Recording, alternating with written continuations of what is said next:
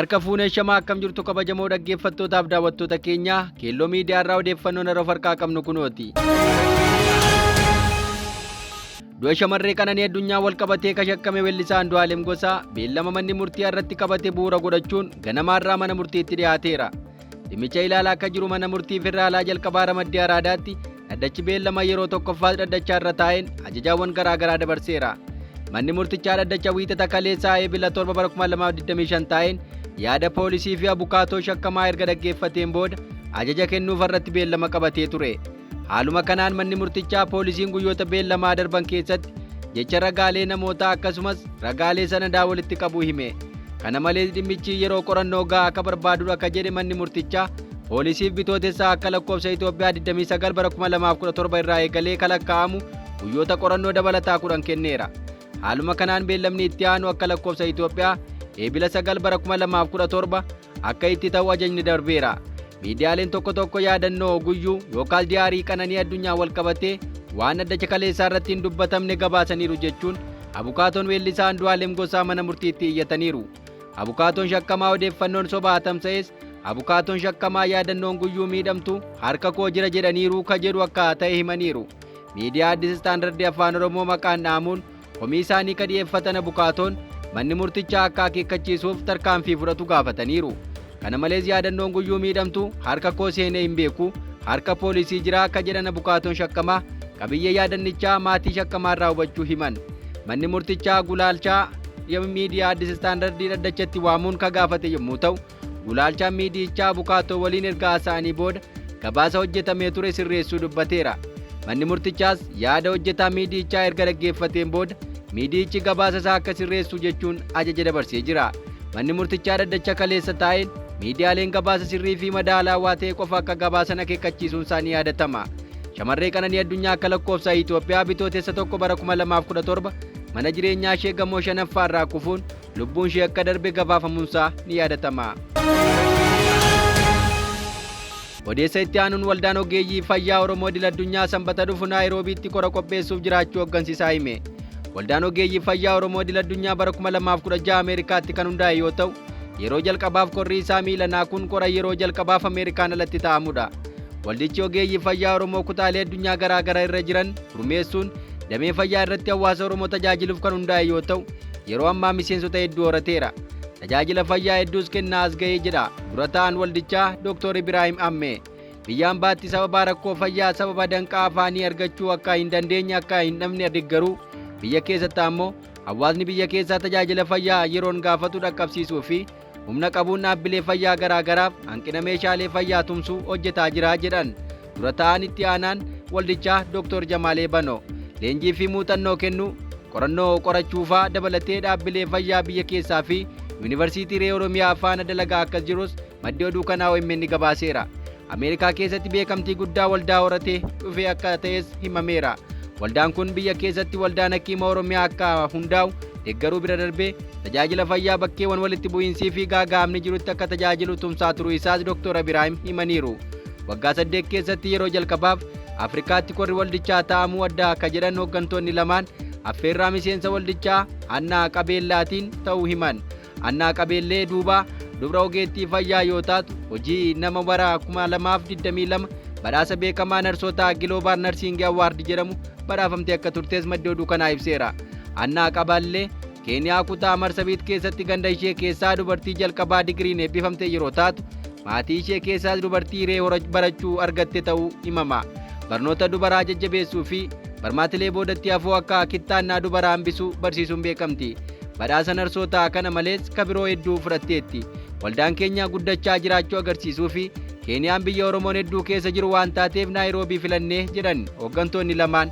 Ogeeyyii fayyaa Oromoo dhalattoota Oromoo hedduu fi qondaaltota mootummaa Keeniyaa hedduutu akka waltajjicha irratti akka hirmaatus himameera. Korri eebila 12 fi 13 bara 2025 dhufu Naayiroobii yuunivarsiitii Keeniyaataa keessatti akka taa'amus gabaafameera. Kora kana maddiitti waariin Oromoonii qophaa'as jedhamee jira. Odeessa itti aanuun Jeneraal Taaddasaa Warradaa pirezidaantii bulchiinsa yeroo naannoo Tigraay ta'uudhaan muudamuu isaanii ministeerri muummee Itoophiyaa Abiyyi Ahimad toora miidiyaa hawaasaa isaanii irratti beeksisan. Ministeerri muummee Itoophiyaa Abiyyi Ahimad karaa fuula feesbuuk isaanii irratti akka beeksisanitti Jeneraal Taaddasaa Warradaa akka waggoottan lamaan darbaniif ittaanaa pirezidaantii bulchiinsa yeroo naannoo Tigraay ta'uun tajaajilaa turan bakka obbo Geetaachoo Raddaa bu'uudhaan aangoo fudhachuu isaanii beeksisaniiru. Gara baatii darbee tokkoof heera mootummaa waliigaltee Piriitooriyaa fi hawaasa dippiloomaatii dabaluudhaan mariiwwan taasisaa turre. Wayitaa aangoon obbo Geetaachoo bu'uuraa seeraatiin xumuramuu qaamni hojiiwwan ijoo hafan raawwachiisu mootummaan yeroo itti fufuu qaba murtee jedhurraa erga gaameen booda ce'umsa kana eenyutu hoogganuun galmaan ga'uu danda'a jechuun mariiwwan taasisaa akka turanis ministeerri muummee barreeffama isaanii kana keessatti ibsaniiru. Itti dabaluunis har'a ifaa fi karaa nagaatiin aadaa haaraatiin aangoo dabarsuu fi walharkaa fuudhuu gaggeessuuf sagantaa qophaa'ee raawwatameera jechuun walharkaa fuudhiinsi aangoo taasifamus beeksisan. Obbo Geetaachoo Raddaa waliigaltee Piriitooriyaa waraanaa naannichatti waggaa 2 gaggeeffamaa ture dhaabee hordofuun pirezidaantii bulchiinsa yeroo naannoo Tigraay taasifamuun waggaa 2 darbaniif hojjetaa turaniiru. Muummeen ministeera Itoophiyaa Abiy haaluma wal fakkaatuun kaleessa Eebila 7 bara 2025 barreeffama afaan Tigiriffaatiin fuula miidiyaa hawaasaa isaanii irratti barreessaniin aangoon obbo Geetaachoo Raddaa xumuramuu beeksisaniiru. Obbo Geetaachoo Raddaa akkuma muudamaniin torbaniin booda miseensota kaabinee bulchiinsa yeroo kan miseensota 27 hammatu beeksisanii ture. Isaan keessaayis waraana naannichi mootummaa Federaalaa waliin waggoota 2 gaggeesse keessatti kan humnoota Tigraay dursaa akka turan Leetinaal Jeneraal Taaddasaa Warradaa fi Itaamaajoor Shuumii raayyaa ittisa biyyaa Itoophiyaa duraanii Jeneraal Saadiqaan Gabraxiinsaay gulantaa ittaanaa pirezidaantiin muudamanii ture. Haa ta'u malee qoodinsa gareewwan TPLF jidduutti uumameen walqabatee bulchiinsa obbo Geetaachoo waggoottan 2 darban keessatti wantoota raawwachuu qaban gurguddoo osoo hin raawwatiin danqamee akka ture ibsuudhaan amma pirezidaantii naannichaa ta'uun namni biraan filatameera. Gareen TPLF Dr. Dabratsiyoon Gabra Mikaa'eliin durfamus naannicha keessatti waajjiraalee aanaalee fi bulchiinsota magaalaa humnaan to'achuu hordofee obbo Geetaachoon gara Finfinneetti baqachuun isaanii gabaafamee ture. Muummeen ministeera Itoophiyaa Abiy pirezidaantii bulchiinsa yeroo obbo Geetaachoo bakka bu'ee muudamuuf uummanni naannoo Tigraay karaa imeeliitiin kaadhimamaa akka heeru gaafatanii turan. Kana hordofuun muummeen ministeera Itoophiyaa Abiy har'a Jeneraal Taaddasaa Warradaa pirezidaantii bulchiinsa yeroo naannichaa gochuun muuduu isaanii beeksisaniiru. Jeneraal Taaddasaan waggaa 2 darbaniif ittaanaa pirezidaantii ta'uudhaan obbo Geetaachoo waliin tajaajilaa turan. Nama dadhabbii fi ciminoota waggoota 2 darban keessaa ture ifatti hubatanidha jechuunis ibsan. Itti dabaluudhaan Jeneraal Taaddasaan qaawwa ammatti Tigraay keessa jiru guutuudhaan gara fuulduraatti adeemsisuu danda'u jedhamuun qaamolee hedduun kan itti amanamedha jedhan. Uummanni Tigraay carraa rakkoo nageenyaa fi misoomaa mudate danqaa akka obboloota isaa kaaniitti bahee nagaan galuu seenaa Itoophiyaa fi Afrikaaf fayyadan hojjetanii darbuu itti kenneetti akka fayyadaman abdiin qaba jechuun muummeen ministeera Itoophiyaa Abiy Ahimad ibsaniiru. Odeeffannoo itti aanuun Dimokiraatik Rippaabilika Koongootti rooba cimaa roobe hordofee lolaan namoota 30 ajjeese.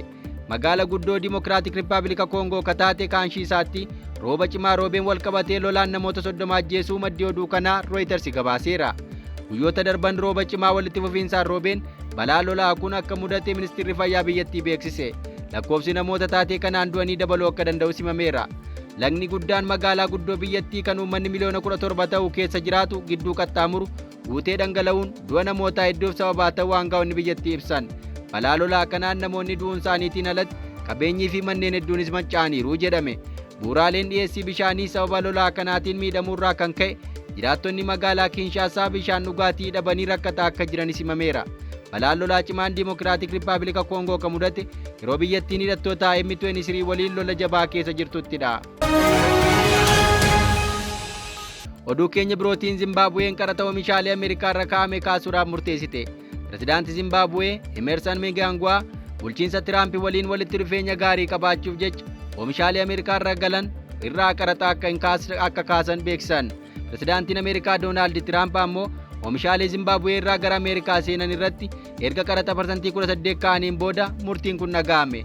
Tarkaanfiin kun oomishaalee Ameerikaa irraa gara Zimbaabuwee seenan gabaa biyyattii keessatti babal'isuu fi akkasumas deebisanii ammoo daldala alaa Zimbaabuwee gara Ameerikaatti taasiftu guddisuudhaaf ta'uu himameera.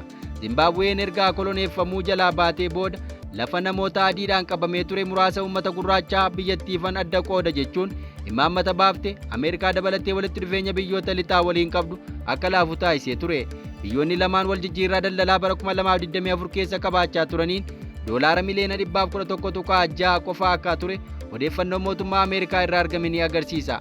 Ameerikaan bara kanatti daldala alergii doolaara miliyoona 43.8 gara Zimbaabuweetti raawwatte yoo ta'u Kunis waggaa kanaan dura ture waliin wal bira yoo qabamu daballiin isaa parsantii 10.6 akka agarsiise madda oduu kanaa BBC'n gabaaseera. Ta'us oomishni Zimbabwee hin galchite doolaara miliyoona 67.8 yoo ta'u ka waggaa duraa irraa parsantii 41 gadi bu'eera jedhame. Egaa dhaggeeffattoota keenyaa odeeffannoon irraa of harkaa qabnu kanan gammaa dhaggeeffattan ture. Qophii keenyaa fi waliin turtii gaarii.